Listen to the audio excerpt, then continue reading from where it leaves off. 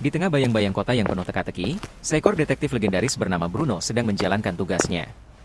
Malam itu, ia berjalan di sebuah gang gelap, diterangi hanya oleh sinar bulan yang samar. Keesokan paginya, Bruno kembali ke kantornya, tempat di mana seluruh teka-teki akhirnya menemukan jawabannya. Dalam menjalankan tugasnya, ia sering bekerja sama dengan informannya, seekor kucing hitam bernama Luna. Malam itu, mereka bertemu di sebuah kafe kecil di sudut kota, di mana rahasia terbesar kota ini akan segera terungkap. Tak lama setelah pertemuan itu, Bruno bergegas menuju sasarannya. Detik-detik pengejaran terasa menegangkan. Setiap langkahnya membawa ia semakin dekat ke arah tersangka.